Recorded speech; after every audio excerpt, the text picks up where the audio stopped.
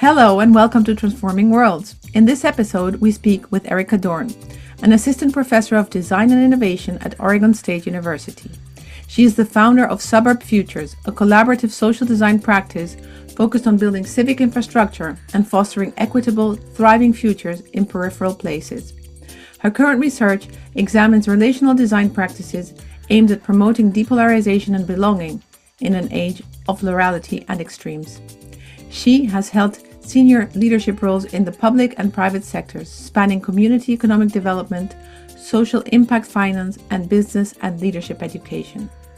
Erica earned her PhD in transition design from Carnegie Mellon University, is on the board of directors for Third Millennium Alliance, a rainforest conservation organization in Ecuador, and is senior democracy fellow with Humanity in Action. Join us in this conversation about people, cities, suburbs, and what is happening in the spaces in between.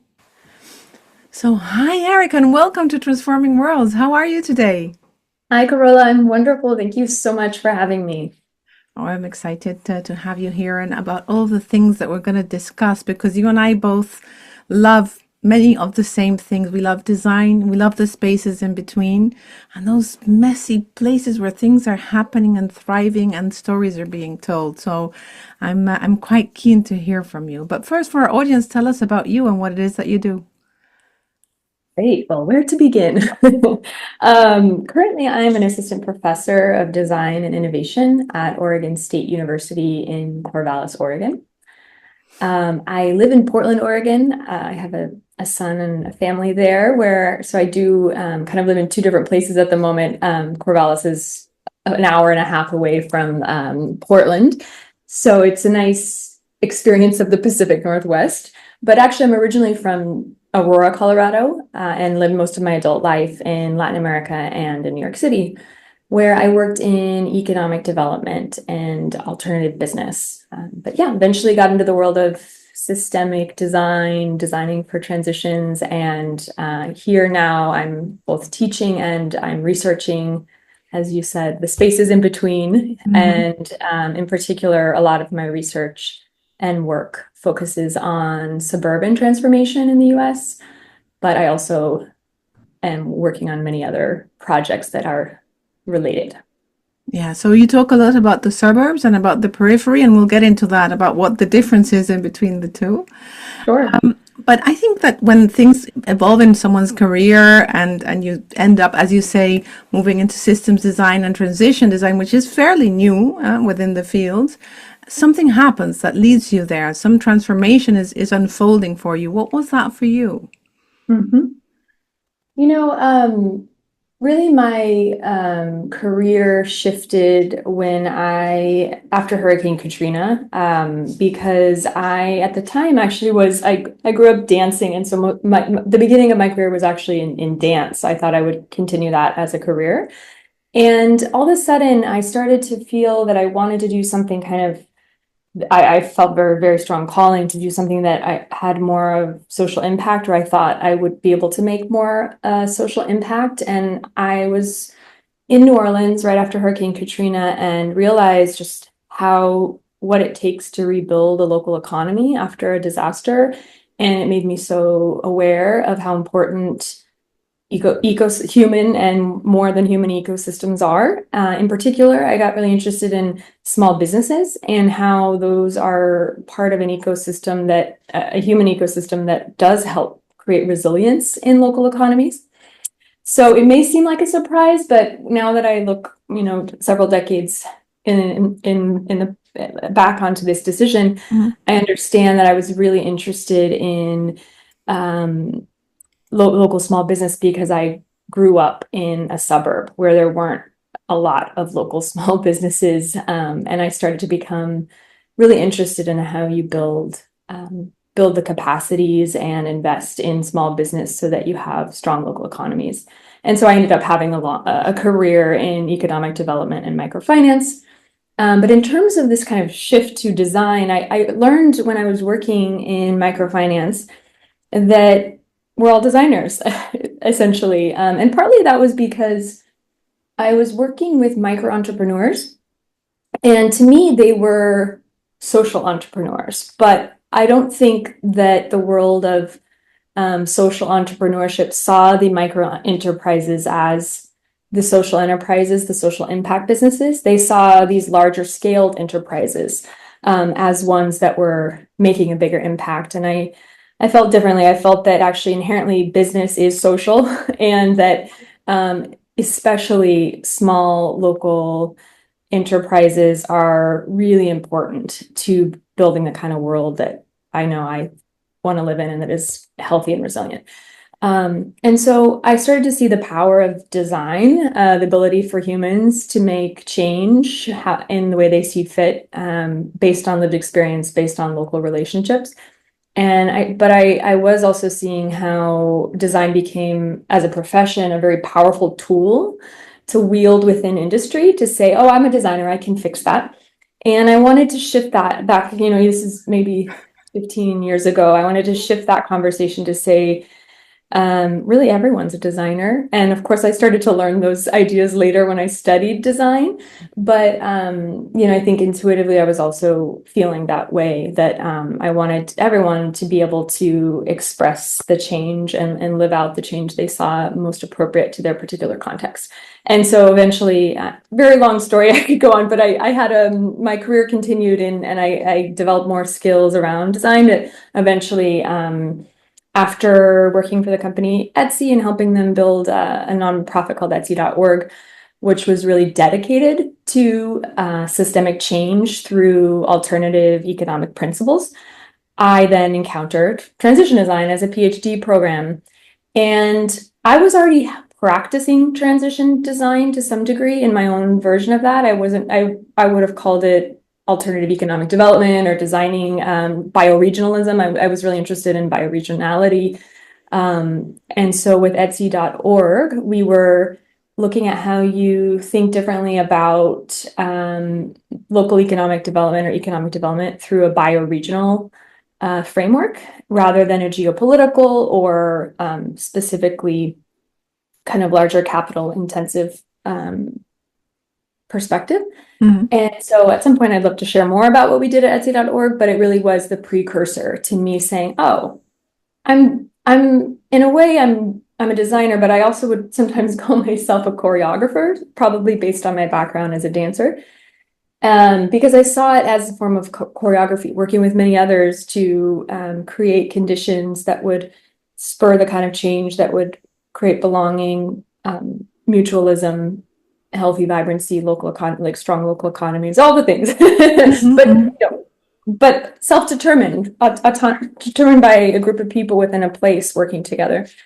And so after many years of kind of always building the ship as I was sailing it with others, so to speak, kind of not always feeling like I knew maybe enough of the theory behind some of the things I was practicing, I thought it was worth kind of taking myself out of the career intensive mode and going back to school. So that's what landed me in a PhD program.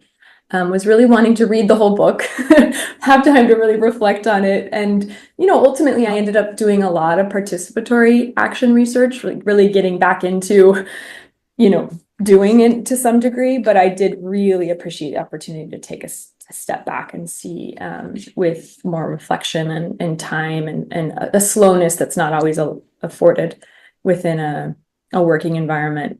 Academia provided that for me. So that's a little bit of the journey for me. I could touch on more points there, but we're going to dive deeper into several of those already. Okay. So the first one being the topic of your research and what you do is about suburbs. And mm-hmm. you tell us that if we look at population, that in suburbs, more people actually live in suburbs than cities and rural areas combined in the United States. Yeah. In some places, right. Mm-hmm. Why is that? And what is the difference between a suburb and the periphery? Well, there's different settlements, if you will, on different forms of periphery within urban and built environments. But to kind of talk about why first so many people live in suburbs of the United States, you'd kind of want to, there's a lot of root ideas there, but probably a predominant one to name would just be the need to claim as much land as possible in the United States, the so-called United States, beginning with early days of colonization, but of course, spreading out over many decades to really lay claim to a lot of land. There is a lot of land, and so it makes sense, especially with the advent of the automobile, that suburbs would become a form of living, primarily because cities became very, very congested and had poor air quality during the industrial and after the Industrial Revolution. So that's another kind of precursor to why suburbs started to develop, was that people essentially wanted cleaner air. They wanted the ability to also kind of have the rural and the urban. I think it's important to also note that suburbs have always existed. As long as there have been cities, there have been suburbs. There's always the periphery within any context. And so it's not that I do think that suburbs are often there's a stereotype of them as the quintessential American dream, sort of white picket fence, but they exist everywhere and they're proliferating. I think what's more surprising is that as someone who worked in economic development in New York City and was kind of sold the idea that the future was in cities, I didn't realize, having left the suburbs to live in a city and really felt the benefits of, the Jane Jacobs new urbanism philosophy, that, be able to walk wherever you need to go, less car. Builds a stronger relationships within a place. So I do appreciate an urban environment. That said, a lot of suburbs have grown. Despite all the belief that suburbs were maybe going to shrink and more people would be living in cities in the US, we're actually seeing a proliferation of suburbanization in the US and globally. That's quite interesting. I mean, obviously, I'm based in the Netherlands. And for us, this is a very tiny country, and it's a very crowded place where there is increasingly less natural, untouched space, if at all. We have a saying here that you cannot be in nature and not hear the highway far away in the distance. You never really get lost. And I think that suburbs really are about that space where people seem to go out of the city to explore different ways of being, different ways of doing as well. And perhaps that is also part of the reason why they are proliferating in such a way. Historically, it was often understood that the idea of white flight, so, wealthier, whiter populations were sort of given the opportunity to live in suburbs, whereas low-income, often communities of color, were not given the opportunity. Jewish populations were not allowed to live in many of the early suburbs in the United States. So there is a design of discrimination that's often embedded in the concept of the suburb in the United States. And today, more immigrants and people of color actually live in suburbs than than in cities.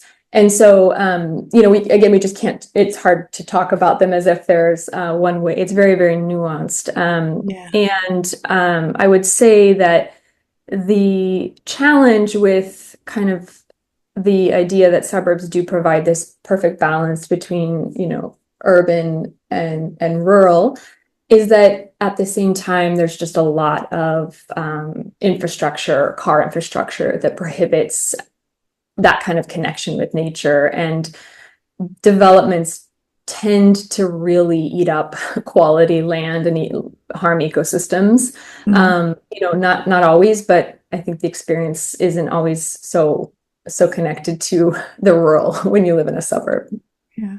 And you talked about human ecosystems and more than human ecosystems at some point. What is the difference, and how do they interact, and how do they sustain themselves and one another? I wish I didn't have to talk about them as separate because they're not. Me too. But I think just to conceptualize, I mean, in the suburb, I'll just speak about my experience of Aurora. A lot of my research is in Aurora, Colorado, because that's where I'm from, and it's a pretty quintessential, infamous suburb in the United States. There are a lot of It's often been in the news related to gun violence. Aurora is mentioned twice in the presidential debates by Trump, not for nice reasons, good reasons. And so I think that suburbs, my experience of Aurora in terms of local ecosystems is that it's on the prairie. It's on the prairie of the United States. And the prairie ecosystem is a really important part of the United States landscape. And I think often people see it as almost like a desert. There's not a lot of big trees, but there's something very different happening in the grasslands. And in particular, a keystone species in the prairie are prairie dogs. But when you have very large developments of subdivision housing that's developer-led, these developer-led settlements don't tend to have strong local civic infrastructure processes to really engage diverse viewpoints and it's a somewhat of a homogeneous ecosystem in terms of the built environment.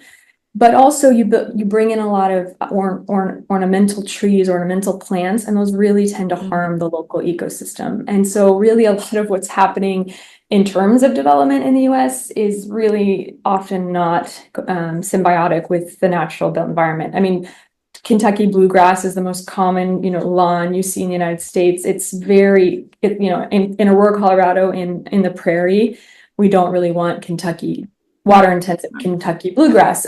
Yet that's what you plant in every front yard. And, Aurora only gets not a lot of rainfall per year. So there's that tension around just building something very ornamental that's not really built into the local ecosystem. And to mention prairie dogs, they've been almost decimated in the United States. There's maybe I think something like 10% of their original population is left, and you see them really, really crunched into like abandoned parking lots and things like this. So, but that's just one example where there's quite an issue. Another thing I want to mention, though, is that we have a huge housing crisis in the United States right now.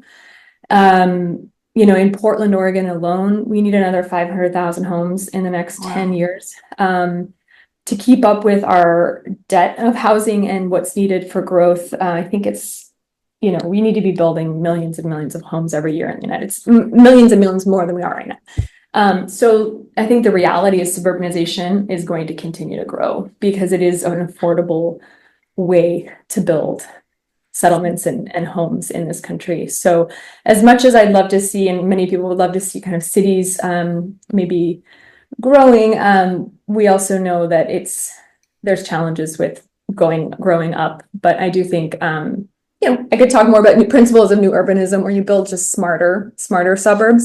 There's a lot of hope in that. And I think primarily people do need homes. So I think we have to understand that need in relationship to stewarding home ownership and home building with ecosystems as well. Right, which brings us to transition design, indeed, which is the way that you started looking at this, because of course it's true. I mean, where we live is our habitat, and we are impacting the bigger habitat and the bigger ecosystems, but still as a species, as humans, we need a roof above our heads.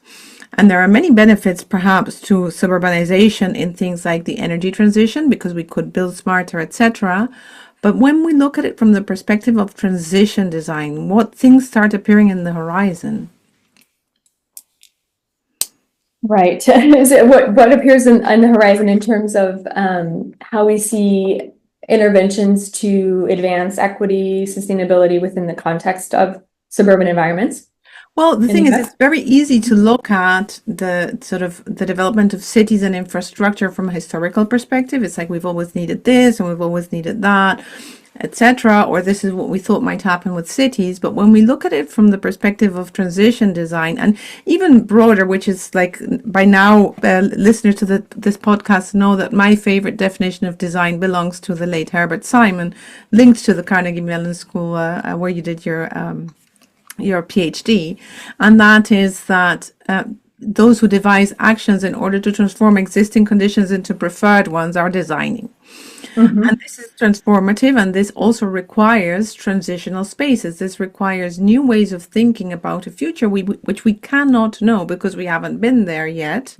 But unless we start envisioning what that might be, then we can't design for it. which is very Mhm. different than looking at, the development of suburbs from a historical perspective. And since the way you look at it is suburb futures, what does that mean, and how does one think about these things from the lens of transition design? Mhm. Mhm. Great question. I think one of the primary principles I try to bring into my work in designing transitions is realism. And that's really a principle of community organizing, which says, yes, we need to understand historical context. And yes, it's probably worth thinking about preferred futures, but really we have to look at what is so now. And I think that's one of the challenges that a lot of people in design have, or designers can fall into the trap of wanting to immediately look at the future. Let's just talk about how this ideal future is going to look, and then we'll backcast. And I think I like to start from what is so, what's the reality of what we're looking at, and how can we update our imagination, or how can we update our image of what is so that we really understand the context better. And when I say we, that's also the other really big question in transition design. Right. I believe, and I know that, it's a part of designing for transition that's continually kind of being lifted up, but that everything happens through relationships. And so, it's nice to have a few, well-intentioned or a large amount of well-intentioned people think about the future, but unless it's really done in a truly participatory way with a lot of relationships built in the process, often those futures don't really come into being because, those ideas have to be co-authored. They have to be built collectively. So for me, the work that I do in designing for transitions in the suburbs is very much built on the concept of relational design. And the idea is that, these relationships, however small, however seemingly unimpactful initially, all matter, and that it takes a lot of time, a lot of trust building to steward the kind of futures that we're talking about when we're talking about designing preferred futures in the context of designing for transitions. And so, in suburbs, it's important to then know, let's just talk about Aurora. A large amount of the population is foreign born. We don't have the same ability to understand each other that maybe was historically built into a pretty homogenous suburb.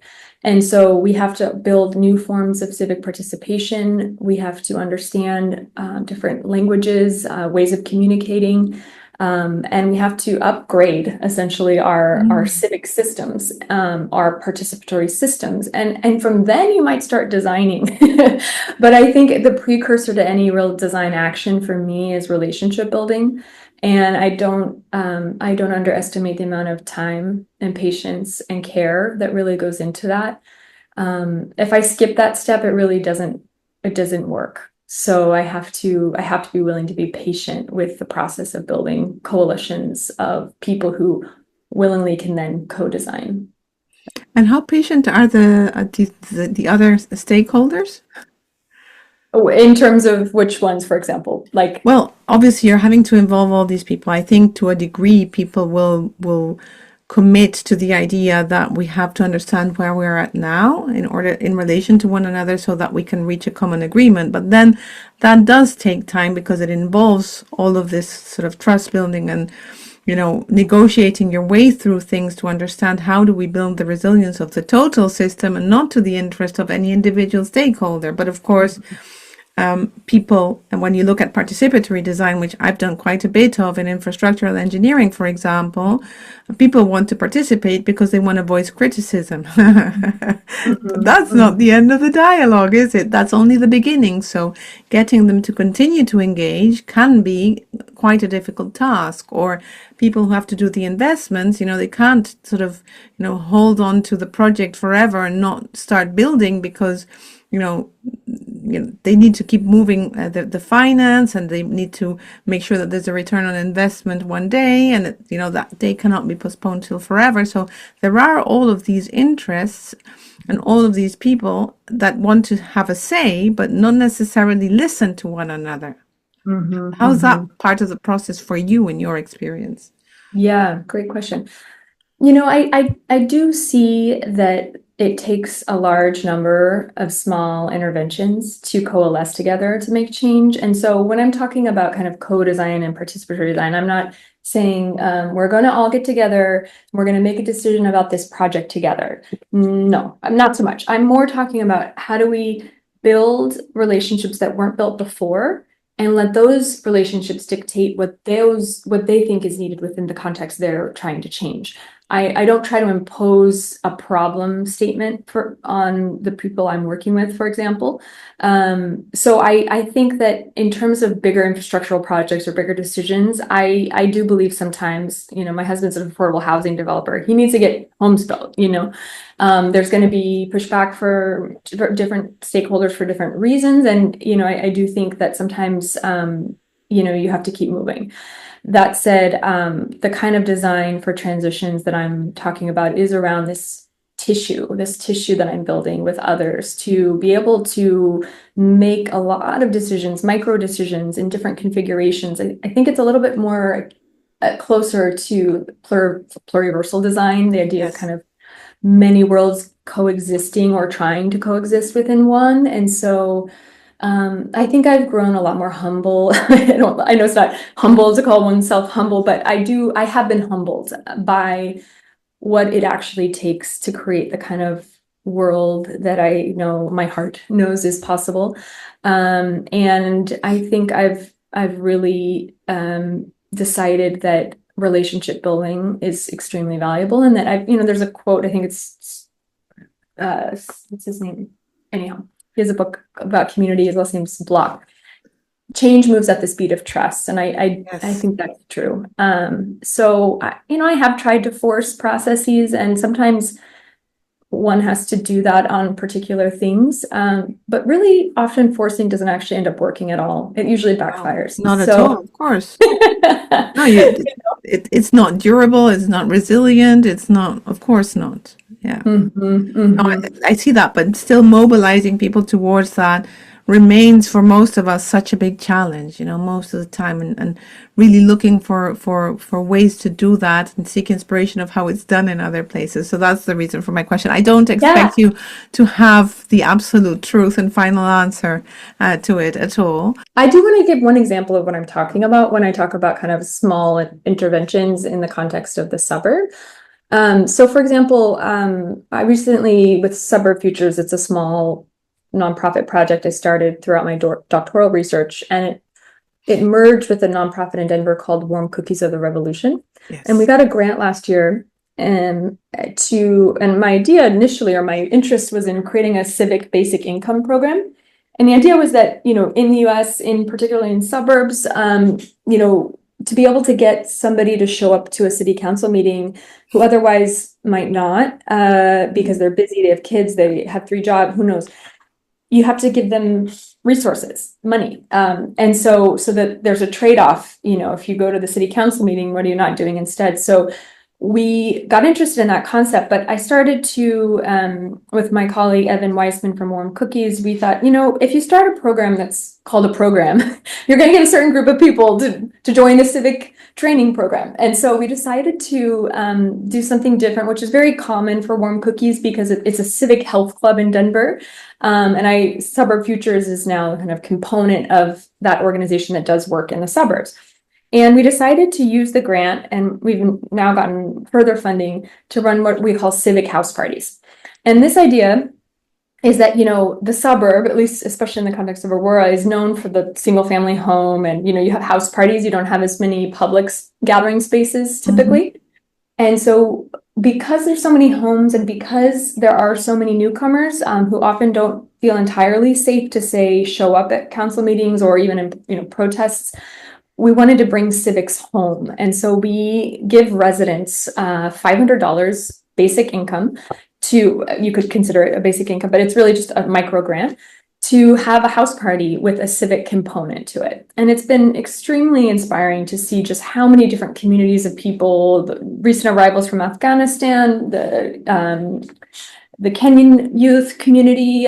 We've had 15, 20 different parties throughout different places in Aurora just in the last 2 months using this funding and some basic training for the hosts.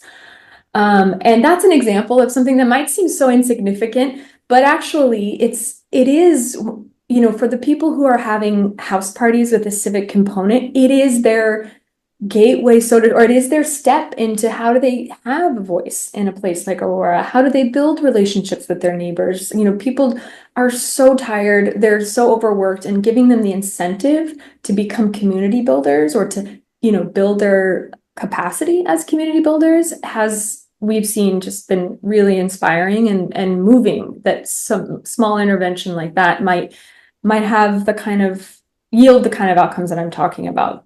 Mm-hmm. Where do you get inspiration for these things? I was just thinking about that the other day. Like, how did we come up with the civic house party? And I think partly it's that we got interested in the civic basic income, and so we're like, we want to let's give people money to be civic. Like that's what they need. you know, in the context, especially in the context of Aurora. And so, but with warm cookies, we tend to take an arts-based approach. It's just what works, and so the more we thought about what would just make sense and what is kind of fun and interesting and not gonna, I realized as I was talking about running a civic basic income program that I started to feel tired. Just the amount of data collection and trying to keep everything on track and have, I just started to feel like, I think what would go into running that meaningfully is maybe beyond what I have space for at the moment. And so, and also maybe I should listen to what my body is saying around how I'm feeling about these ideas. And, after kind of socializing the idea with our communities and others, we were like, this is great. This makes a lot of sense. Let's have house parties and make them civic. And then, the ideas start to evolve using a lot of design methodologies, and ultimately, yeah, I think, how ideas come to you here and there, and they just keep evolving. I'm really excited about the work in Aurora, especially when we allow it to just be more joyful. I enjoy it more. I think there's more, good energy and impact around it generally. Yeah, I mean, absolutely. And you shine when you tell the story, so that says a lot as well. I'm a big follower of the work of Nora Bateson, who works with warm data, and she organizes these meetings called People Need People. And I've been to a few, and it's really quite beautiful how humans self-organize. I mean, this is a natural capacity which we have, and we seem to have lost touch with. And it seems to me that it's really in the embodied self, as you're saying. It's like you start noticing, if we're trying to organize and control everything, then it's just not going to work. Whereas when we start really bringing our whole selves to it, in our sort of old perceptual abilities, then we start seeing things and understanding what that is that needs to change. And indeed, as you said previously, whenever I paraphrase Herbert Simon by saying to design is to transform existing conditions into preferred ones, but it's still the essence of what he meant. And I always say we need to think about preferred for whom.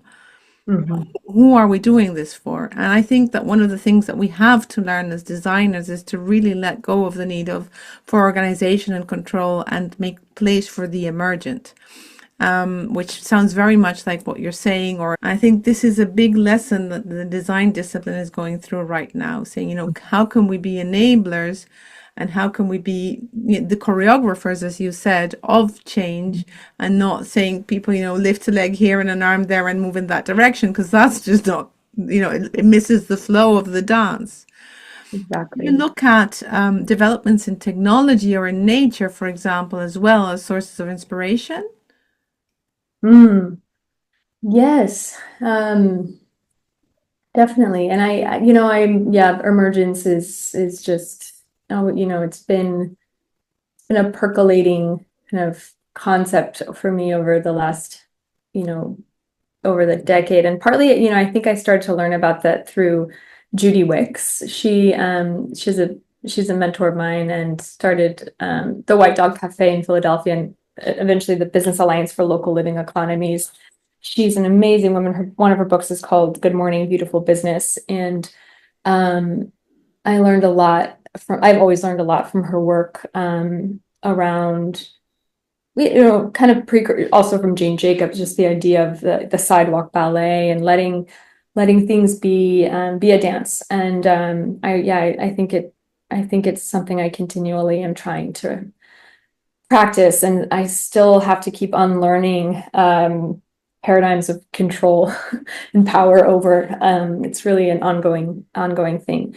So yeah, in terms of how I practice that, I definitely learned from nature. I think I learned from nature in the way that I try to see myself as nature too, and others, humans. And I think, the way that I do that, I do live in the Pacific Northwest. I have the fortune of, being able to spend a fair amount of time amongst the trees and the birds and the water. And of course, those moments do allow me to really connect to that interconnectedness with all things more readily. But I find I can do that on the subway in New York too. I think that that's a wild space in its own right to some degree. I don't want to conflate, human built environment with and the damage it can do to the lack of symbiosis with the natural world, so to speak. At the same time, I think the harm that goes into essentially calling humans invasive species, that I think we've done often in our talk about humans as kind of this catastrophic being on the planet, doesn't allow us to overcome kind of the shame of that in order to do better. Mm-hmm. And so I'm always trying to forgive myself, my ancestors, whatever's seemingly been a part of some of the current conditions, so that I can act from a place of love. And I learned that when I'm able to see how much trees are living beings, how everything is living, and that it's alive when I'm alive with it. It's a relationship. And so we are in a dance, everything. Oh, it's amazing interconnectedness that I really wish I was able to call in more often. But I do that as regularly as possible, and it is, it's an ongoing reminder, especially when I think that I need to get something done, or I'm forcing myself. It just, again, it doesn't work. Or I'm forcing a team member to try to hurry, or or this, that, or the other. I think just being gentler is absolutely something I learned from being with the world. Yeah, yeah. So in spiritual practice, sometimes they say we need to remember. So become a member again. Remember, right? So Definitely. we seem to, this whole myth of separation concept, right? We seem to have forgotten that, of course, we have a stewardship role and a role to be supportive of life, but that doesn't require control or forcing things.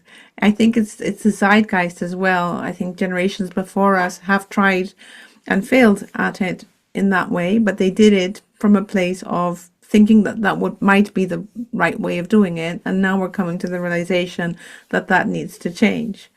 And so if we would, yeah, go ahead. On the concept of remembering, I also think that I often, when I think about futures and futuring, I do wish we were practicing more remembering as designers in the world of design. I think, I have a dear friend who is Indigenous, First Nation Canadian, like in Canada. And she told me once, we aren't really, we're just in a process of remembering that is what's happening, as opposed to kind of projecting a future. We're really the nonlinear way of thinking about time, more Kairos time. It does allow, I think, a different orientation to how we think change happens. I think there's some risk with design's focus on futures that can lead to a disorientation around relational timekeeping, relational time being. And so remembering is such a beautiful concept for me to hear you say, and just know that that's part of what I'm talking about when I'm being with nature, for sure. It's a remembering. Mm-hmm. Yeah, I mean, design, obviously, if we go back to Dick Buchanan's work and the four orders of design, design definitely at the level of functionality, features, artifacts, and sort of the craftsmanship of design is in the now. It has to be, otherwise you can't design. So I think that it has different facets. But as designers, sometimes there is a bit of this kind of more elitist, if you were, look at the design discipline, that if you're trained to do it, then others shouldn't be allowed. And as you said at the beginning, everyone is a designer. And when we start looking at that capacity, then we see that each of us brings sort of the idea of being a designer from a different perspective. And it's the richness of perspectives that allows for that process that you've just described so beautifully. And if we were to continue with this, like for many years to come, and maybe look at the world in 10 years and 20 years, when these kinds of ways of being are more proliferate and adopted, what might the world look like for you, Erica? Well, I live in the US and we had an election Yes, recently. you did. And I'm not sure how the world will look. I I have maybe out of a coping moment at the moment, I've been really just um re rescaling my sense of um how change happens, how I want to be a part of that.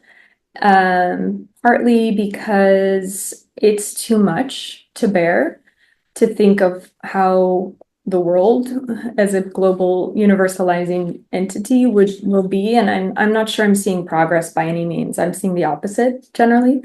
Mm. Um, at least from what I was taught progress looks like. It's not happening in my lifetime the way that I had anticipated, despite my entire career and many others, people believing that the future would look a different way. And of course, that's because the future's now, and also the end of the world has happened before to many different people in different ways. So there's, just this, again, I think I have to live in my own, I have to live within my context better, I would say. That's kind of how I'm thinking about change right now. I think that everything matters, so it doesn't mean I'm drawing back from the idea that we can all be more harmonious and ecological as a global entity. I do think, generally speaking, the arc of um, time or progress is moves towards justice, is paraphrasing Martin Luther King. I think, you know, uh, I do think hubris around, how design, or not just design, but the idea that we can kind of intervene towards certain outcomes. Again, it's Yeah. just not what happens. I Yeah. think there's too many unpredictable scenarios, and I think so. It's better to scale for me.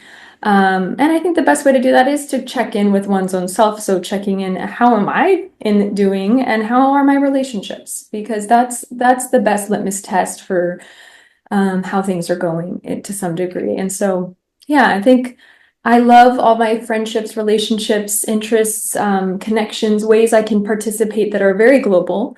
And I do my best to keep being a benefit in those dynamics.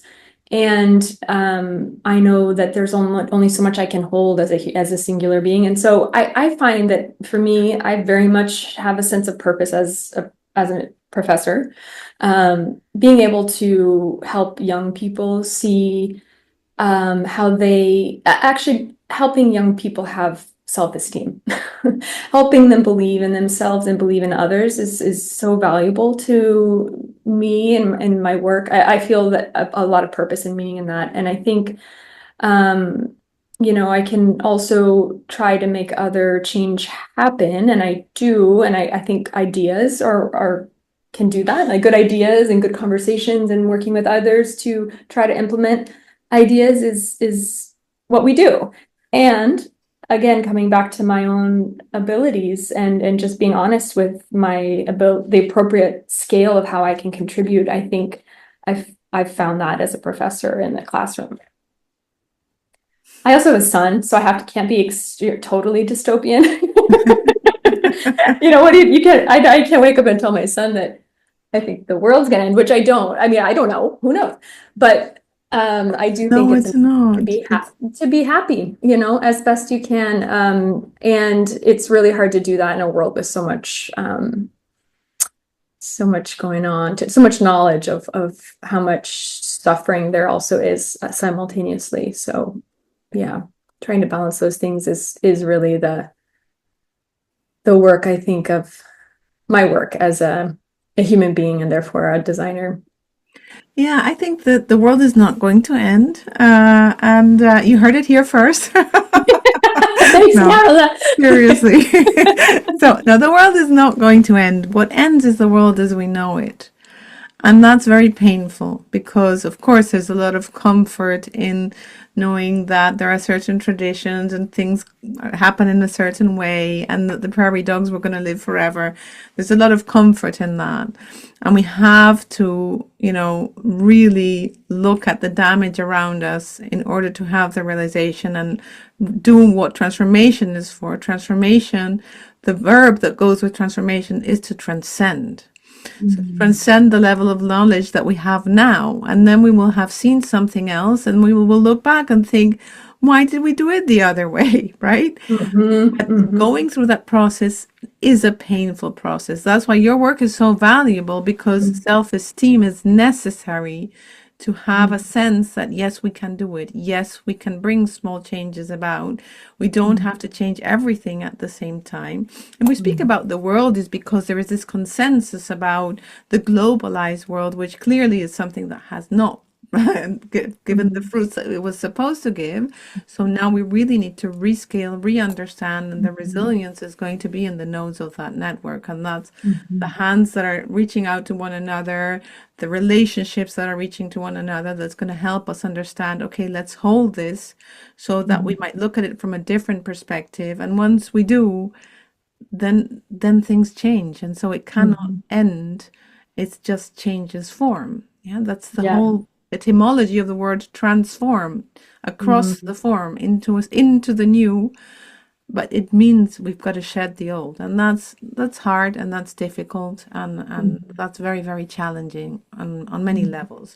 But just for your son and for my children, let's at least keep the hope. And I do believe that I think that's the strength of design as a discipline, going out and happening to the world as designers, be it through a role of, listeners and facilitators, makers, whatever it needs, that needs our support in order to emerge. That's where we need to be. Um, Looking then at your research, of course, they asked you a question: what is going to be the next question for science? Whoa. What Is is the that next not question? standard in the US? What's the next question for So science? whenever you start a PhD, at least within Europe, you have Uh-huh. a question, a hypothesis. This is Uh-huh. something that you're gonna go and find out. Is it true? Is it not true? And if not, what might it be? So Uh-huh. that's the question. And whenever Okay. a PhD candidate finishes his or her thesis, they Uh-huh. have to leave the question for the next researcher, because otherwise they would start from scratch, right? Got it. Uh-huh. So Uh-huh. the question you now have, which you didn't have at the beginning because you didn't know all you know now. Yeah. Do you know what that might be? Yes, I love this. I'm teaching one of my favorite classes, which is design research right now, and helping Oh, very much my students through this process of realizing, at the end they might have their question, or they'll definitely have a new question. Um, you know, I'm still stuck on my favorite question, which I love. A friend of mine taught me this question long ago, and it's what do you think humans need to know about to live well on Earth today? I think that's a good question to pursue um, ongoingly. Ongoingly, yeah. Um, I think I also have questions about, as it more specifically as it relates to my research on,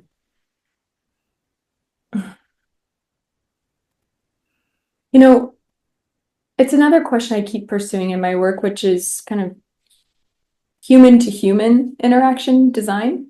So I taught a class once with Stuart Candy on human to human interaction rather than human to computer interaction. And I think I am interested in how we understand how human interaction is working within the context, within particular contexts. I don't think we understand enough about how we connect. I think there's a lot of focus on community. We got to build communities, and I'm realizing that there's a lot more power. There's a lot of power in encounters too, that are fleeting. And I think we can still optimize, and that's probably the wrong word, but optimize for those interactions better. And so how can we interact in more meaningful ways? It's a question. It's a beautiful question. It's a question that's going to require us to slow down a lot. Mm-hmm. How do you look one another in the eye? How do you synchronize breathing or even sense into how the other person is feeling unless you can slow down? And only then can the real conversation start. Yeah. Yeah. Oh, so beautifully put. Exactly. Yeah. I have one more person I'd love to name, which is Michael Jones was an elder, a teacher of mine who passed a few years ago, and he was a pianist. He was also worked in organizational development and organizational transformation. Beautiful human being, and he used to kind of play the room or play the place. He wrote a book called The Soul of Place. Actually, it's beautiful. And he taught me to travel by candlelight, not by flashlight. That's beautiful. My work. So whenever I think about,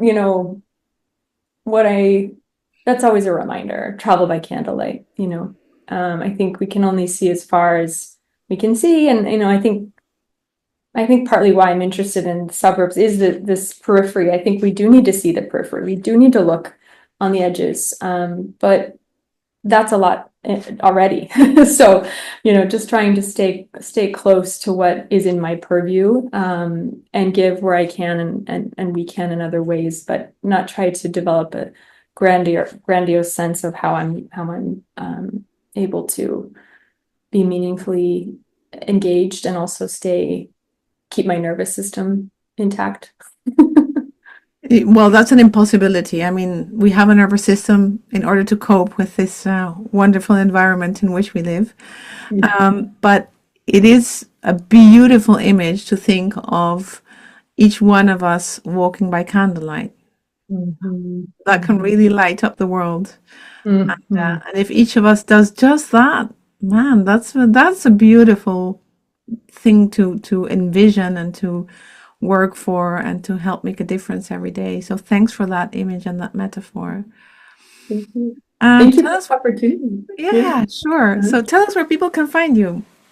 Yes, I am on LinkedIn, Erica Dorn, and I do connect on LinkedIn, try to post things here and there. I don't do much Instagram anymore, but I have you can find me at Oregon State University as well, and suburbfutures.org. Yes. So we're going to add Suburb Futures. We're going to add also the warm cookies, because there are some amazing photos also there that really give a sense of what that work is like. And we're also going to add The Soul of Place by Michael Jones. Yes, and Good Morning Beautiful Business by Judy Wicks. Yes. So and also, I'm sure your listeners know about Adrienne Marie Brown's book, Emergent Strategy, but if, it's a classic read, I think, for someone maybe kind of tiptoeing into the concept and wanting to I think Adrienne Marie Brown's book really helped to catalyze that idea more in the mainstream. We'll add that as well to the show notes. Yeah. Thank you so much for sharing your wisdom and your research with us.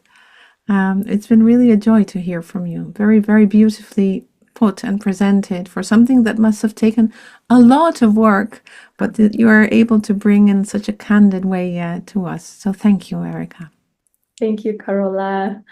I have one more thing. You might Yes. not keep it, but I showed my students a Milton Glaser short video the other day, and Mm. he was talking about Milton Glaser, of course, designed the I Love New York logo. And for the listeners, he was just reminding us that, it is hard work.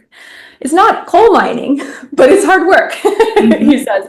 And I really, first, not to discredit, a lot of people are coal mining or doing work that is that type of intensity, but I still think the work that I have engaged with it is hard work. It's not always visible how hard, but when we were speaking about nervous systems, trying to make the world better can be, however, it's challenging. Yeah, It it takes a takes a lot lot. of bravery, because it's really about breaking things down before we can rebuild the new.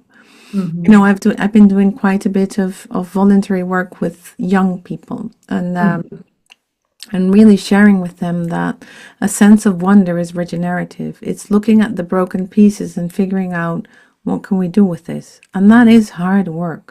And Mhm. that is creative work as well, but it's really hard work because you have to re-look at what's there and see the potential of what might be next. Mhm. It's not an easy thing to do. So, and it is nerve-wracking indeed to deal with the pain of the goodbyes and the endings and the things that haven't worked. Mhm. There's a lot Mhm. a lot of resistance we have to deal with. Mhm. And Mhm. that's why it's an act of bravery for sure. And that's why we need one another to Mhm. pace ourselves, to, walk and hold our candles and, keep going steady at Yeah. that process and understand what you talked about, which I thought was very touching, and it's very true, certainly for me in my career as well, that this work humbles you because sometimes you're like, oh, I see where this is going.